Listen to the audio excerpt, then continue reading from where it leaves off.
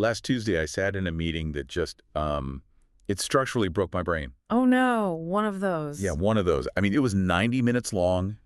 12 ostensibly intelligent, highly compensated adults were just trapped in a room. Let me guess, subjected to a beautiful slide deck. Oh, a beautifully constructed, utterly meaningless slide deck. It featured, like, an aggressive amount of corporate geometric art.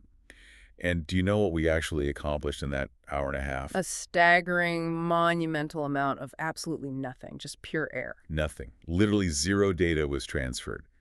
Not a single localized problem was solved. No capital was allocated. It was just 12 human beings staring blankly at pixels on a screen. And I bet someone was up front using all the hits. Oh, exactly. Confidently deploying phrases like, let's circle back and, we really should look at this from a high-level perspective. The absolute greatest hits of corporate jargon. It's practically a lullaby at this point. You hear synergy, and your brain just powers down into sleep mode. Right. But sitting there, listening to this anodyne drone, a very raw, very frustrating realization hit me. I looked around the room at the glazed expressions, and I calculated the hourly burn rate of having 12 salaries sitting there doing nothing. That math never works out. It really doesn't. Yeah. The math didn't make sense at all. It forced me to ask a massive question. And by the way, welcome to the deep dive. Today, we are taking our own notes, our observations, and some economic theories to figure out why the modern office feels completely broken. And what our mission is to survive it. Exactly. Because my epiphany last Tuesday was this: what if the office isn't a workplace at all? What if it is literally just a badly designed 1990s video game?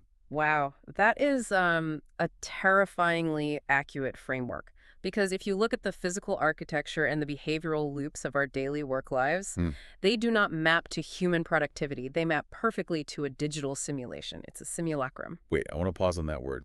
Simulacrum. Because people throw around the word illusion when they talk about corporate life. Yeah. But you were pointing to something much more specific, right? Right. Yes, and the distinction is crucial here. An illusion implies a magic trick. It implies there is a real, tangible reality hiding just behind a curtain.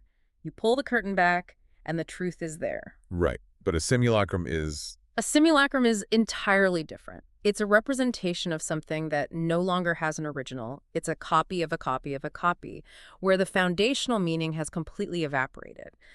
The modern corporate office is a simulacrum of labor. It has the aesthetic of industry, but not the output. Precisely.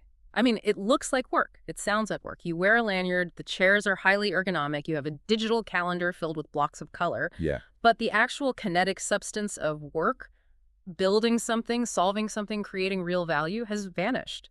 We are just pantomiming the physical movements of industry because the system demands the aesthetic of productivity. So if we are trapped in this low-resolution simulacrum, we have to look logically at the entities populating it. Yeah. You adopt the video game framework, it completely shifts your paradigm. It really does. The people around you aren't dynamic leaders. Huh. They aren't visionary creators. They're the game's NPCs, non-player characters. The entities that just stand in the village square forever. You click on them and they repeat the same 3 lines of dialogue over and over. Yeah. They never actually give you a quest. They never move the plot forward. In corporate life, we classify these entities as middle managers. And strategically speaking, they don't control the game. They don't write the underlying code. They don't allocate the major budgets. They just stand rigidly between levels, running these highly predictable, outdated dialogue scripts. Oh, I hear them in my sleep. Right. They ask for alignment moving forward. They request more granular data. It is verbal filler that creates this shimmering aesthetic of forward momentum. I look at that through a psychological lens, honestly. It is productivity theater, and we have to ask why this theater exists. It's not accidental. In large bureaucracies, there is a massive culture of risk aversion. A middle manager is heavily disincentivized from making an actual decision because a decision can be wrong. If you make a wrong decision, you get penalized. But if you call a meeting to align on the synergy, you look incredibly busy. You look collaborative. Exactly, and you have successfully deferred the risk. It's an elaborate performance to justify their own existence in the corporate ecosystem. I push back slightly on the emotional weight we give to this theater, though. People get incredibly resentful of these middle managers. They think, My boss is intentionally trying to waste my time. My boss is a micromanager who enjoys my suffering. Yeah, that's the common narrative. But I don't buy that narrative. The data doesn't support it. Your boss isn't an evil mastermind. They are just an inefficient algorithm loop. They are a glitch in the simulation. A glitch. I love that. That Okay. completely removes the human malice from the equation. Exactly. You wouldn't yell at a computer glitch. You wouldn't take it personally if a character in a game got stuck walking into a wall repeatedly. You'd just observe it. You think, oh, the pathfinding logic is broken. That is the exact strategic mindset you need. So for you, listening right now, the next time you are sitting in a one-on-one and your NPC boss starts talking vaguely about company culture, while systematically denying your request for a well-deserved raise. It happens to everyone. Do not argue. Do not get emotionally invested. Do not try to reason with legacy code.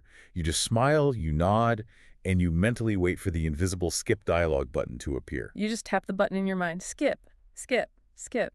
But that brings up a mechanical problem. Where do these glitches actually force us to interact with their dialogue loops? Where are the required arenas for this gameplay? You have to enter the game's required dungeons, the meeting rooms. The dungeons. Think about the basic architecture of any simulation. You finish a task, and then you hit a loading screen. You can't move. You can't progress. You just have to sit there while the system arbitrarily processes background data. Meetings are the loading screens at the office. That is painfully accurate. You are physically trapped in that mesh chair until the game finally decides to let you continue your day. I have to share a personal failure here because this specific mechanic used to absolutely break me. I used to genuinely agonize over being productive in those rooms. Really? Oh, yeah. I would walk into a mandatory post-mortem sprint review with my fastidious little notebook and my colored pens. I would desperately try to synthesize the sheer chaos of the room into actionable takeaways. I felt this intense, crushing psychological pressure to add human value to the loading screen. Wait, I struggle with that exact instinct. My default setting in a chaotic meeting is to try and fix it. If 12 people are talking in circles, I want to step in, build a framework, and drive toward a data-driven conclusion. Right. How is stepping back and doing nothing a better play when our performance is technically being tracked? Because you are assuming the system wants a resolution. It doesn't. The system wants the meeting. It took me years of burning out to realize my fundamental error. The meeting dungeon is actually the safest place in the entire office building, Right. precisely because no real work is expected to happen. The expectations for tangible output are effectively zero, which means the dungeon is the perfect environment for a stealth mission. The reallocation of cognitive bandwidth. Yes. While the NPC manager is at the front of the room loudly discussing quarterly alignment, the Eye of Sauron is distracted. You are effectively invisible. So what do you do? You can sit there quietly, maintain a rhythm of neutral nodding, and run your own background processes. You can mentally outline a script for your side hustle. You can read industry analysis on a secondary monitor. You can meticulously plan an independent project. You just stay muted. You stay muted and you redirect your processing power. Right. But you do need a defense mechanism. Because every so often, the simulation's algorithm targets you entirely at random. Oh, the dreaded call-out. Right. A glitch will suddenly turn to you and ask for your input on the Q3 marketing synergy. It's a sudden, quick-time event. You have 3 seconds to respond. Pure panic sets in. Your heart rate spikes. What is the move? You deploy the ultimate corporate cheat code. I use this mercilessly, and it has a 100% success rate. I'm taking notes. If cornered, you just lean forward, adjust your posture so you look incredibly serious, and say, I think we need to step back and look at this from a higher level perspective. Oh my God, it's an absolute masterpiece of obfuscation.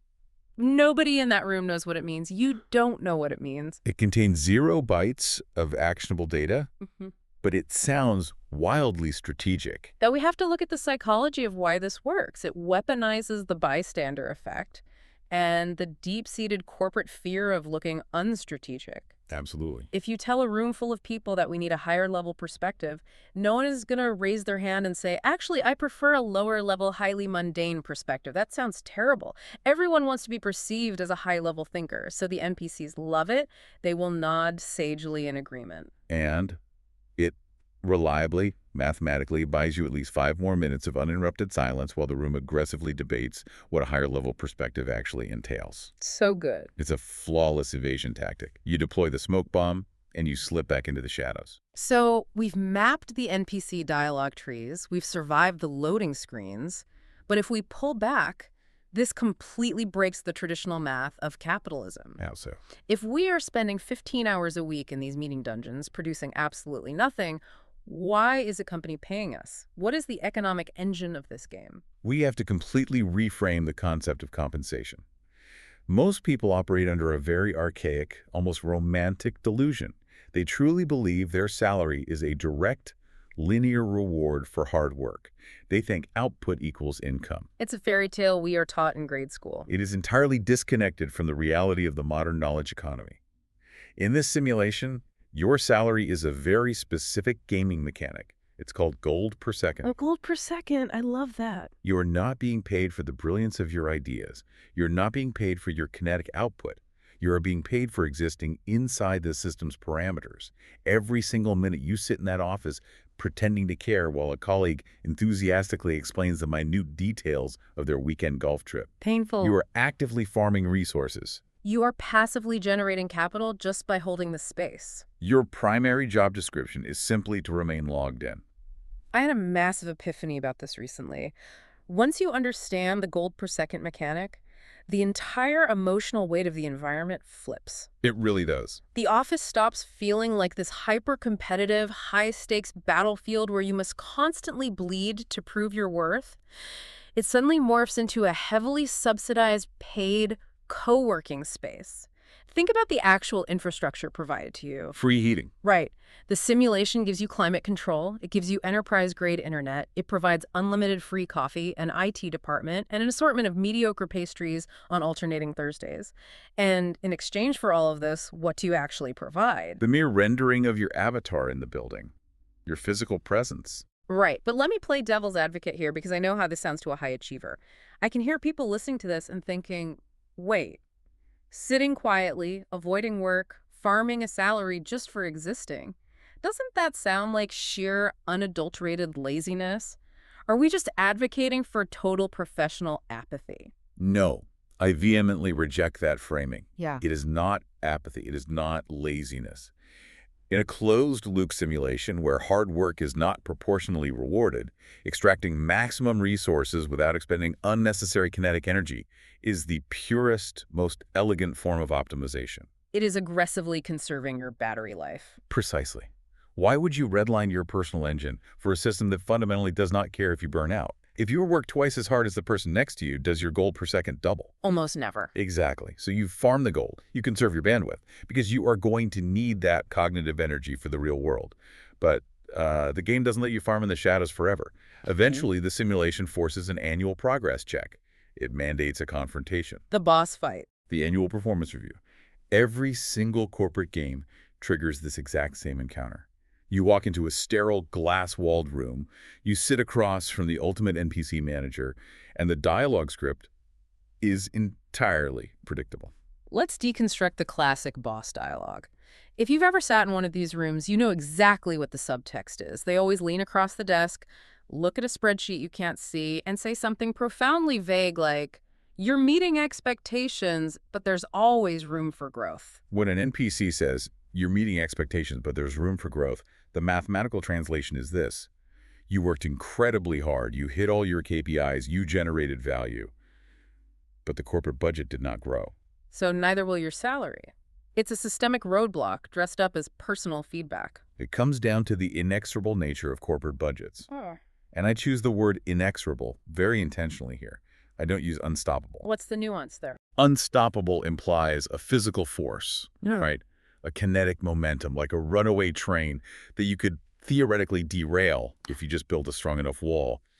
But inexorable is different. It's cold. It's unyielding. It's the emotionless, inevitable math of a system that is entirely indifferent to your personal effort. That is so true. A budget is inexorable.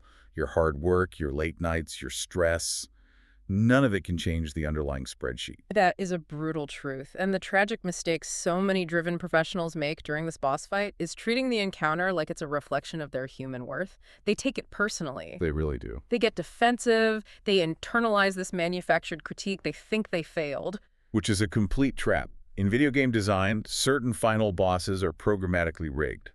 You are not supposed to win. Your attacks do zero damage. You are just supposed to survive the cutscene so you can keep playing the game. The goal isn't to defeat the boss and claim the Employee of the Month title. That title is utterly meaningless. It's just a cosmetic skin for your character. Yeah, a shiny badge. Right, it doesn't change your base stats. It doesn't increase your gold per second. It just gives you a digital badge next to your name in the company directory. The true underlying objective of the performance review boss fight is incredibly simple. You nod, you agree to the arbitrary growth targets, and you maintain your mental health bar until 5 p.m. That is the only victory condition that matters. Surviving with your sanity intact is the win, which brings us to a massive synthesis. If the simulation is mathematically rigged, if the cosmetic skins are worthless, and if the bosses are just poorly coded glitches running inexorable budgets, how do you actually win? What is the point of logging in every day? The point is realizing that the office only causes deep existential misery when you mistake the simulation for your actual life's mission. When you tie your identity, your ego, and your self-worth to a rigged game, you will always be frustrated. It is a profound category error. You are mistaking the map for the territory. Exactly. The absolute best way to beat a boring, repetitive, rigged game is to simply stop taking it so seriously. You stay sharp. You stay highly observant of the behavioral loops around you. You keep a healthy layer of sarcasm as your psychological armor. And you remind yourself daily the boss isn't an enemy mastermind out to destroy your potential. He's just a glitch. You use the simulation to fund the real game. You extract the gold per second, you utilize the paid co-working space, the high-speed internet, the climate control, and you use those conserved resources, your protected cognitive bandwidth, to learn actual skills, to build your own projects, to create tangible, real-world options that exist completely outside of their closed system. It is the ultimate act of quiet rebellion. You let the corporate simulation run in the background while you build your actual life in the foreground. Which leaves us with a final, slightly provocative question for you to mull over as you navigate your next meeting dungeon. I love this. Let's hear it. If your 9 to 5 is just a low-resolution simulation that you are quietly farming for gold, what is the real game you are logging into at 5:01 p.m.? Succeed together.